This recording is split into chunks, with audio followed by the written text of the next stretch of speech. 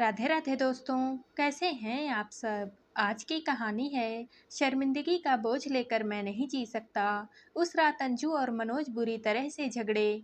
मनोज अपने दोस्त के घर से पी कर आया था और अंजू ने अपनी सास के साथ झड़प हो जाने के बाद कुछ देर पहले ही तय किया था कि वह अपनी ससुराल में किसी से भी डरेगी दबेगी नहीं। इन दोनों कारणों से उनके बीच झगड़ा बढ़ता ही चला गया। तुम्हें इस घर में रहना है तो काम में माँ का पूरा हाथ बटाओ। तुम मटर गश्ती करती फिरो और माँ रसोई में घुसी रहे। यह मैं बिल्कुल भी बर्दाश्त नहीं करूँगा। मनोज की गुस्से से कांपती हुई आवाज़ पूरे घर में गूंज उठी।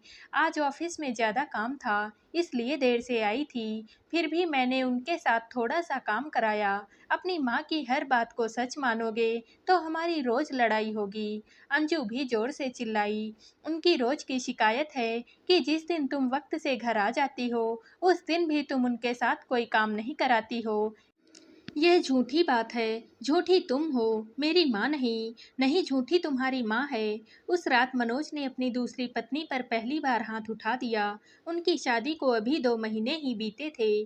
तुम्हारी मुझ पर हाथ उठाने की जुर्रत कैसे हुई। अब दोबारा हाथ उठा कर देखो, मैं अभी पुलिस बुला लूंगी। उसकी चिल्ला कर दी गई इस धमकी को सुनकर राजनाथ और आरती अपने बेटे बहू को शांत कराने के लिए उनके कमरे में आए। गुस्से से कांप रही अंजू ने अपनी सास को जली कटी बातें सुनाने में कोई भी कसर नहीं छोड़ी। जवाब में आरती कुछ देर ही चुप रही। फिर वह भी ईंट का जवाब पत्थर से देते हुए उससे भिड़ गई। मुझे नहीं रहना है इस नर्क में। मैं कल सुबह ही अपने मायके जा रही हूँ। तुम्हारे माँ बाप का बोझ मुझे नहीं ढोना है। धमकी देने के बाद अंजू ने कमरे का दरवाजा अंदर से बंद कर लिया। ये मुझे कैसे दिन देखने पड़ रहे हैं। पहली बीवी चरित्रहीन थी सो मुझे छोड़कर अपने प्रेमी के साथ भाग गई। अब यह दूसरी जो मेरे पल्ले पड़ी है बहुत ही बदतमीज है। अपने को कोसता मनोज उस रात सोफे पर ही सो गया। अगले दिन रविवार था। आंखों में गुस्सा भरी जब 10 बजे के करीब अंजू अपने कमरे से बाहर आई तो उसने मनोज को ड्राइंग रूम में मुंह लटकाए हुए बैठे पाया। उसके पूछे बिना मनोज ने उसे दुखी लहजे में बताया, मम्मी पापा सुबह की गाड़ी से मामा जी के पास मेरठ चले गए हैं। क्यों? चाय बनाने रसोई में जा रही अंजू ने ठिठक कर पूछा। उनके जाने का कारण समझना क्या मुश्किल है। मुझे जबरदस्ती कसूरवार मत ठहराओ प्लीज। तुम्हारी माताजी ने मुझे 1 की 4 सुनाई थी। वे दोनों बीमार रहते हैं। घर से दूर जाकर उनकी कैसी भी दुर्गति हो तुम्हारी बला से। जब आज मैं ही घर छोड़कर जाने वाली थी तो तुमने उन्हें रोका क्यों नहीं। मैंने बहुत कोशिश करी पर पापा नहीं माने। वे कब तक लौटेंगे कुछ बता कर नहीं गए हैं। मनोज ने थके हारे अंदाज में अपना चेहरा हथेलियों से रगड़ा तो अंजू भी कुछ उदास सी हो गई। दोनों दिन भर सुस्त ही रहे पर शाम को उनका बाजार घूम आने का कार्यक्रम बन गया। पहले उन्होंने कुछ खरीदारी करी और फिर खाना भी बाहर ही खाया। उस रात अंजू को जी भर के प्यार करते हुए मनोज को एक बार भी अपने माता पिता का ध्यान नहीं आया। अगले 2-3 दिन उनके बीच झगड़ा नहीं हुआ। फिर एक दिन ऑफिस से अंजू देर से लौटी तो मनोज उससे उलझ पड़ा। दोनों के बीच काफी तू तू मैं हुई पर फिर जल्द ही सुलह भी हो गई। तब दोनों के मन में यह विचार एक साथ उभरा कि अगर आरती घर में मौजूद होती तो यकीनन झगड़ा लंबा खिंचता। मनोज लगभग रोज ही अपने माता पिता से फोन पर बातें कर लेता। अंजू ने उनसे पूरा हफ्ता बीत जाने के बाद बात करी थी। उसने उन दोनों का हाल चाल तो पूछ लिया पर उनके वापस घर लौट आने की चर्चा नहीं छेड़ी। देखो शायद अगले हफ्ते वापस आए। मनोज जब भी उनके घर लौटने की बात उठाता तो राजनाथ उसे यही जवाब देते। जब उन्हें मेरठ गए 1 महीना बीत गया तो अंजू और मनोज के मन की बेचैनी बढ़ने लगी। पड़ोसी और रिश्तेदार जब भी मिलते तो आरती और राजनाथ के लौटने के बारे में ढेर सारे सवाल पूछते। तब उन्हें कोई झूठा कारण बताना पड़ता और यह बात उन्हें अजीब से अपराध बोध का शिकार बना देती। लोगों के परेशान करने वाले सवालों से बचने के लिए तब दोनों ने मेरठ जाकर उन्हें वापस लाने का फैसला कर लिया। अब वहां पर पहुंचकर उनसे बहस में मत उलझना। उन्हें मनाने को अगर सॉरी भी बोलना पड़े तो बोल देंगे। उनको साथ रखना हमारी जिम्मेदारी है, मामा जी या किसी और की नहीं। मनोज सारे रास्ते अंजू को ऐसी बातें समझाता रहा।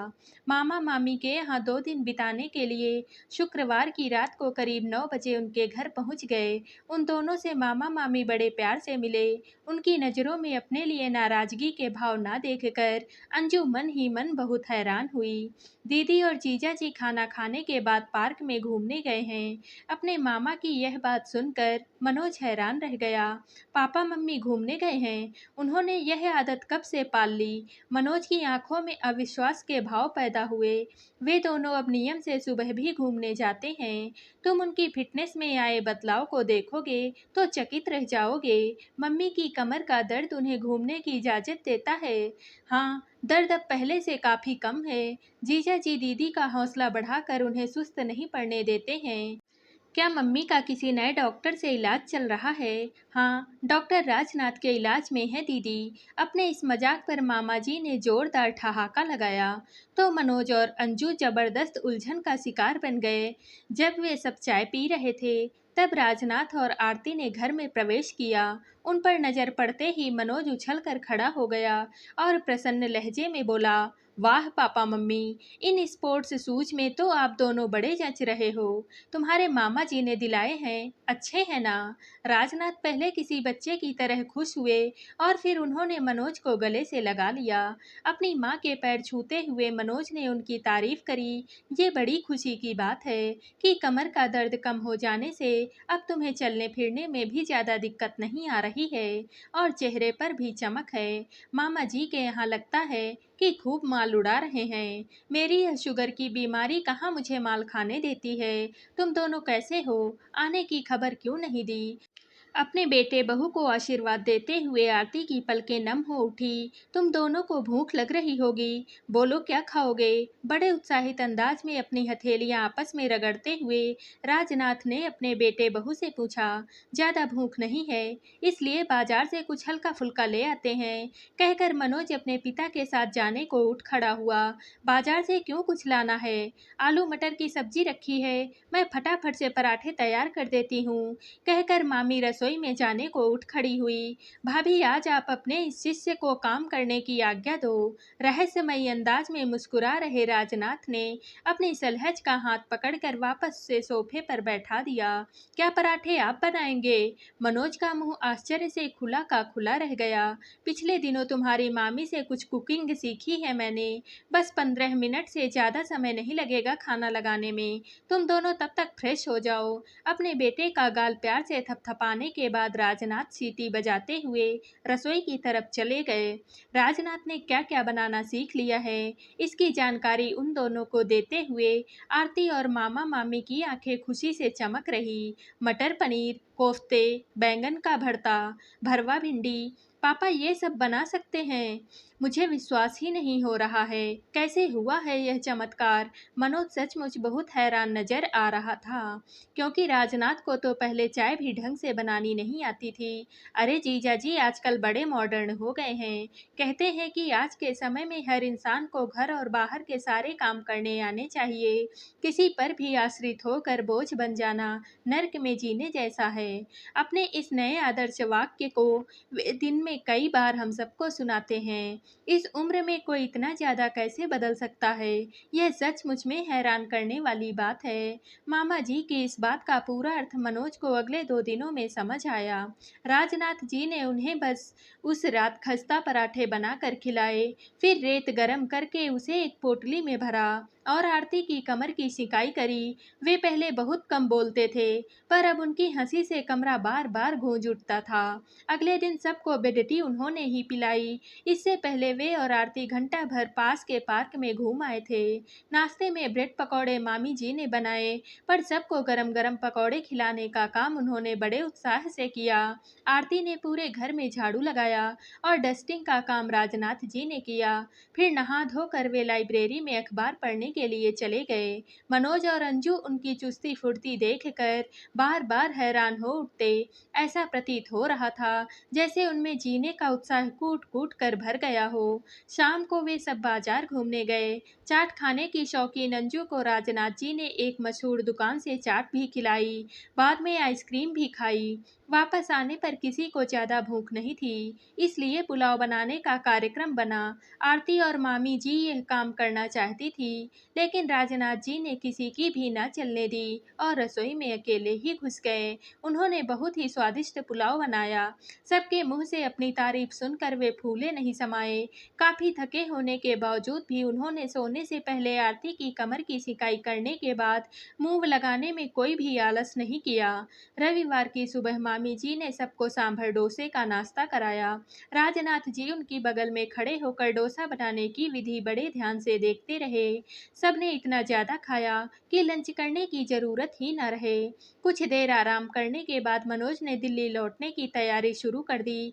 पापा मम्मी, आप दोनों भी अपना सामान पैक करना शुरू कर दो। यहाँ से 2 बजे तक निकलना ठीक रहेगा। लेट हो गए तो शाम के ट्रैफिक में भी फंस जाएंगे।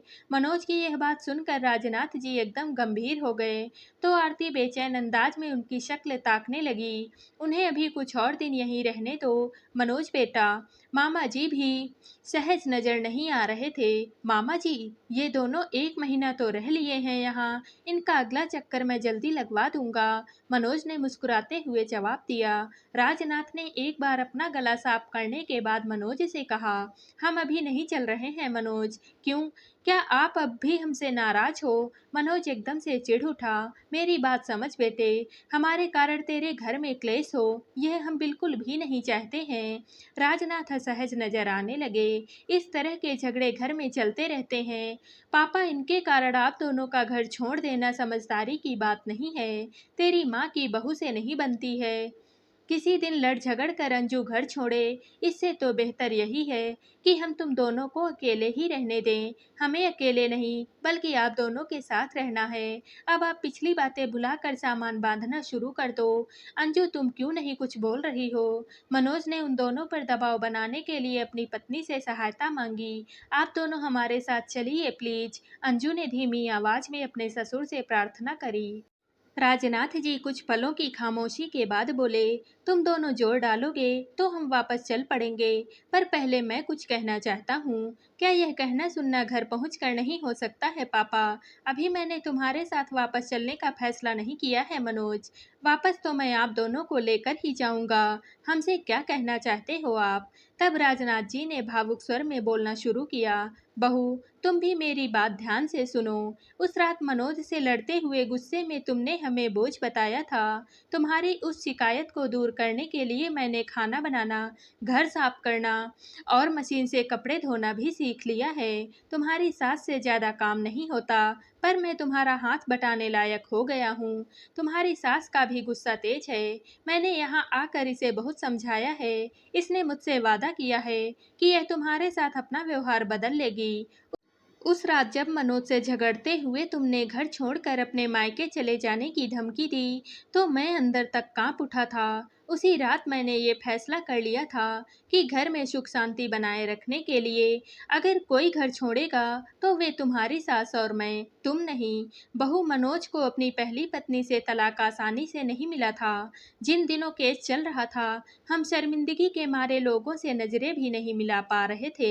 उनके सवालों के जवाब देने से बचने के लिए हमने घर से निकलना भी बिल्कुल कम कर दिया था। वकीलों और पुलिस वालों ने हमें बहुत सताया था। वैसा खराब वक्त मेरी जिंदगी में फिर से आ सकता है, ऐसी कल्पना भी मेरी रूह कंपा देती है। तभी मैं कह रहा हूँ कि तुम दोनों हमें साथ ले जाने की जिद ना करो। अगर तुम दोनों के बीच कभी अलगाव हुआ और मुझे वैसी शर्मिंदगी का बोझ एक बार फिर से ढोना पड़ा, तो मैं तो जीते जी मर जाऊंगा।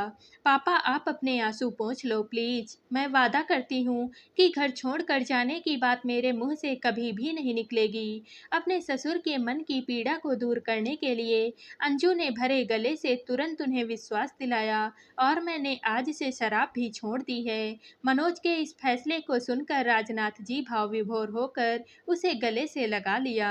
आरती, तुम पैकिंग शुरू करो और मैं इस खुशी के मौके पर सबका मुंह हलवे से मीठा कराता हूँ। बहुत खुश नजर आ रहे राजनाथ जी ने अपने बेटे बहू के सिर पर हाथ रखकर आशीर्वाद दिया और फिर रसोई की तरफ चल दिए। तो दोस्तों, आप सबको ये कहानी कैसी लगी कमेंट करके ज़रूर बताइएगा और वीडियो को लाइक व शेयर कीजिएगा। दोस्तों, अगर आप इस चैनल पर नए हैं और अब तक आपने हमारे चैनल को सब्सक्राइब नहीं किया है तो प्लीज़ चैनल को सब्सक्राइब कर लीजिएगा। कल मिलते हैं एक और नई कहानी के साथ। आप सभी का बहुत बहुत धन्यवाद।